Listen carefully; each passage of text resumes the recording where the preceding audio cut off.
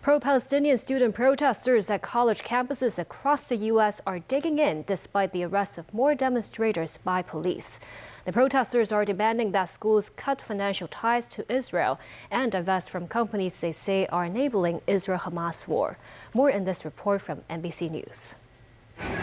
Tonight, new crackdowns on pro-Palestinian demonstrators on college campuses across the country. Free Palestine! Ceasefire now! 69 arrested over an unauthorized encampment at Arizona State University early this morning, according to a university spokesperson. At the University of Indiana in Bloomington this afternoon, police forcibly detaining demonstrators and arresting 23 after dismantling tents set up on campus, and in Boston, Palestine will live forever! Police detained more than 100 demonstrators at Northeastern University after an unauthorized encampment was infiltrated by professional organizers, according to university officials. Meanwhile, at New York's Columbia University, a surreal juxtaposition. Some preparing for graduation set for mid-May, while others refuse to leave a tent city firmly established on campus. Earlier this week, the university barred a student leader of the protest from campus after a video surfaced of the individual calling for the death of Zionists. The student has since apologized for the remarks. A few miles downtown at NYU, a new encampment set up just days after NYPD cleared one from campus. Protest leaders unsure of what repercussions they may face. Are you prepared to not graduate because of what's been unfolding here? Honestly, yes. Like, to me, Palestine is that important to me that I'm willing to go that far. Etta, an NYU senior, is among the demonstrators that have been arrested, and she says she'll continue with the protest. Late last night, university officials making their stance clear, saying they have no plans to bring back the police, saying it would not only be counterproductive, but it would also draw far too much attention. U.S. President Joe Biden used the annual White House Correspondence dinner to poke fun at election rival Donald Trump and speak of the importance of November's election. As Biden spoke, large demonstrations were taking place outside the hall in protest against his support of Israel and its war with Hamas. David Garrett reports. In a formal dinner suit, President Joe Biden in relaxed mood, speaking to journalists and celebrities at the yearly White House Correspondence dinner. Thank you, thank you, thank you. Immediately taking aim at Donald Trump. Age is the only thing we have in common. My vice president actually endorses me.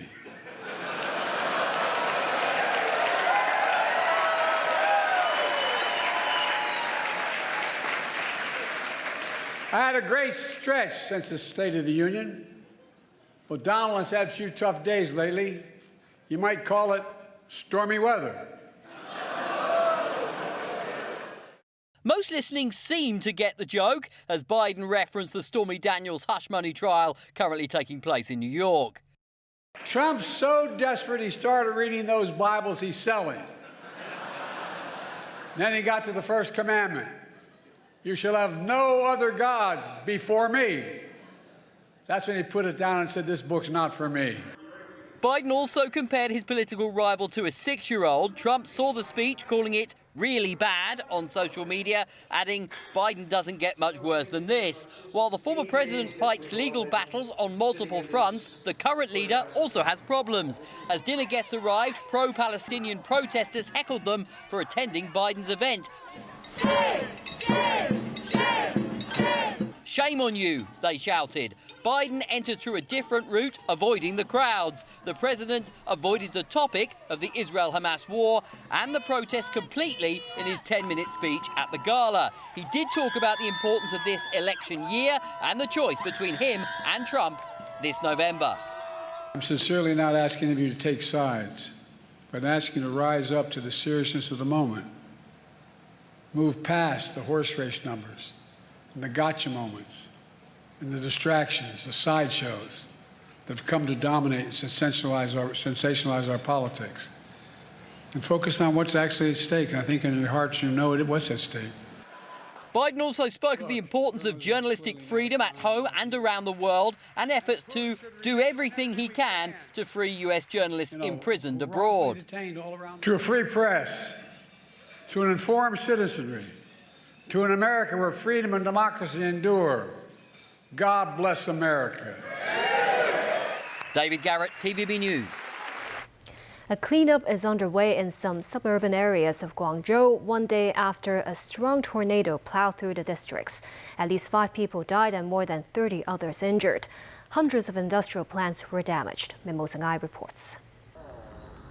This was the scene at Liantian village in the Baiyun district of Guangzhou, where the tornado hit on Saturday afternoon. A weather station in the village recorded wind gusts of up to 20.6 meters per second, or about 74 kilometers per hour. Baiyun authorities said 141 factories were damaged, but there were no reports of residential building collapses. This video captured the movement of the tornado. Sparks were seen at a nearby transmission tower. This truck driver was on the road at the time.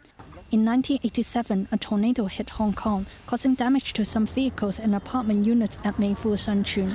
In 2004, another tornado was recorded at the airport and an engineer was injured in the incident. A meteorologist said it takes many factors to be present at the same time for a tornado to form. Strong convective property of the atmosphere.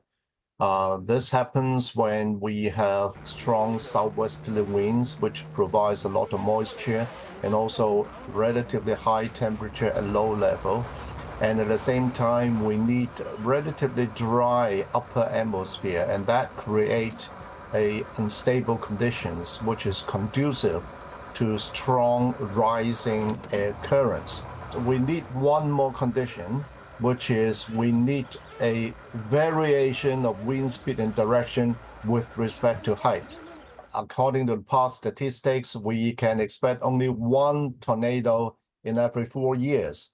Even in China, strong tornadoes, it happens around 3 times every year because China is so big, right? So the chances of a tornado happening in one specific city is very, very, very small indeed.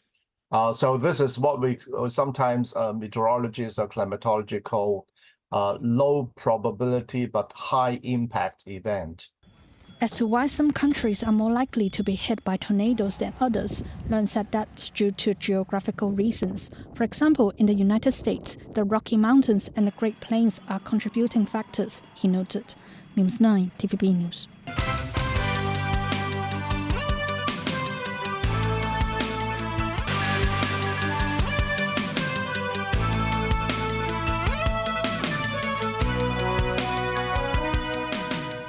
Welcome back.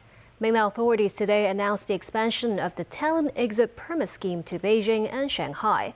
The authorities also said exit permits for business visits from mainlanders will be extended to 2 weeks.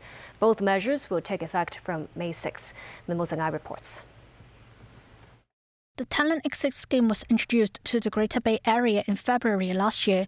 The scheme targets 6 types of people, such as healthcare and legal professionals, as well as individuals who are outstanding in their fields. These individuals are able to apply for multiple entry visas of 1 to 5 years for Hong Kong and Macau, with maximum stays of 30 days each visit. In a press conference today, the National Immigration Administration said the talent exit permit will be expanded next month to include individuals from Beijing and Shanghai. Authorities said the new measure will effectively support the development of the innovation and technology sectors in Hong Kong and Macau. Meanwhile, mainlanders who travel to Hong Kong with an exit permit for business purposes will be allowed to stay for a maximum of 14 days from the previous 7 days. The applications for such business visit exit endorsement will be accepted across the country. The National Immigration Administration said the adjustment will further promote business exchanges between the mainland and the 2 SARs.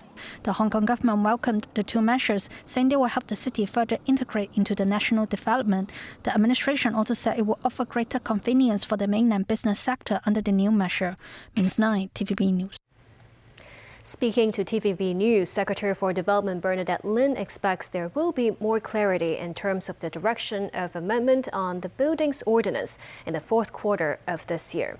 While the government is looking into ways to streamline the prosecution process and introduce progressive fines for illegal building works and failure to comply with mandatory building inspections. This as the deadly fire at New Lucky Plaza in Yau Ma Tei revealed enforcement issues in relation to building inspection orders. The government is studying possibilities to require all buildings that have reached a certain age to undergo inspections.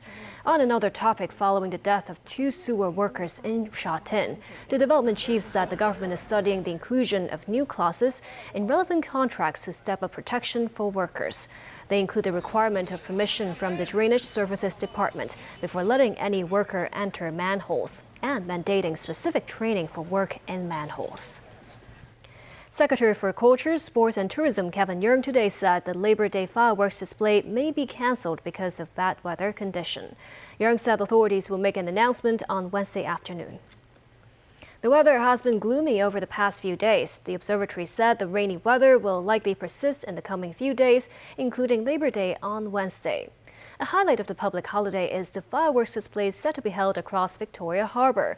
Secretary for Culture, Sports and Tourism Kevin Yeung said authorities will monitor the weather on that day before deciding if the fireworks show should go ahead. A Grassroots Festival took place in Sham Shui Po today. It aims to not just bring together the community, but also bring new life to one of the city's oldest districts. Take a look.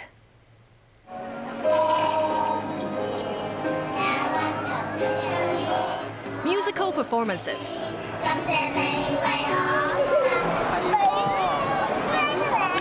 game booths, and workshops on culture and crafts, as well as play zones for toddlers and children. Very, very fun. Why? Because we can get wet and throw balls. This Sunday, Tainan Street in Sham Shui Po transformed into a jamboree and a playground for the community at this Come-Fill Festival, bringing together both locals and tourists. Very interesting. It's not too crowded and it's also very clean, which I like a lot. Yeah, it's a good mix of locals and yeah, people who want to just come visit and take a look. Multiple stalls are organized by Sham Shui Po natives, including this one that promotes songs and drawings about stories in the district.